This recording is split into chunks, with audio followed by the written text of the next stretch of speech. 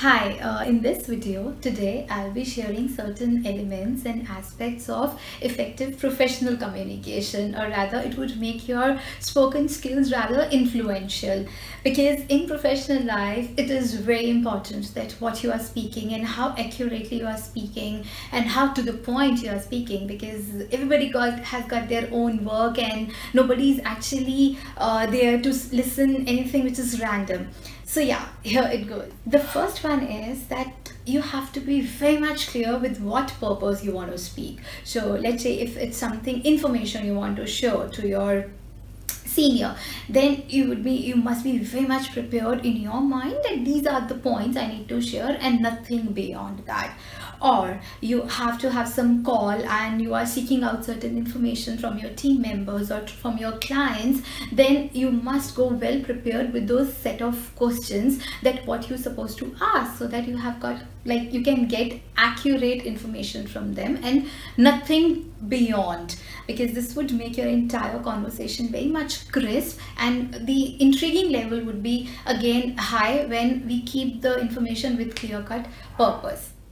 The second is that you have to bring intonation element into your spoken conversation. When I say intonation, it means getting the rhythm in the entire communication and bringing that music pattern. How would it be done?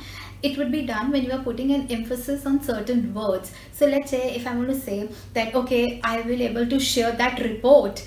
So when I am putting a focus on report, I want my listeners to give that attention to that particular word. And this is how automatically, by putting certain focus on words, you would create that intonation. The third one is that while speaking, one must be aware about that how many adequate pauses you have to give in between, and specifically when you are on call and you are talking to a group of people. Why? Because when you are speaking, you are discussing the entire thing. Just avoid discussing everything in one go, because it's your responsibility as a speaker that when you put a pause in between, you are giving an opportunity to your listener on the other side that if they have certain query or if they need certain understanding, then they may ask during that pause time. But yes, you must be aware about that how adequate pauses you can give, because unnecessary pauses would actually break the flow. So it is very much in consideration and it is very much adequately done.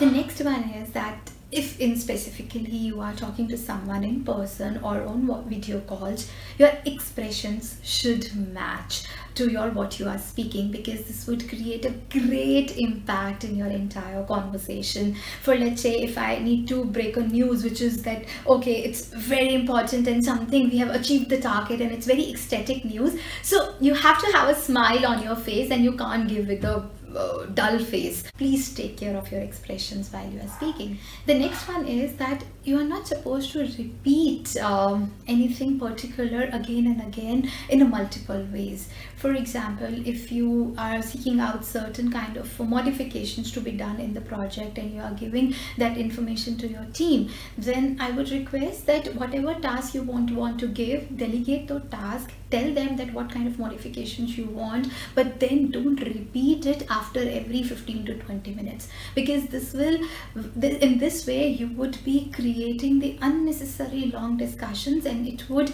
lose the listeners would lose the interest in between of your entire conversation. So just avoid. The next is having fillers in your conversation, and specifically over the calls. And by fillers I mean that we use this word eventually, actually, and we do it unknowingly, but then keep a track of it consciously. Make an effort to not to have those fillers in your conversation, though it needs time to completely get rid of those fillers, and with time we learn, but consciously just understand that how frequently you add those fillers and try avoiding that too. The last one is that you have to understand the concept of paraphrasing, specifically when you are on call or when you are on video call or in person, whatever the discussions in professional setup is going on.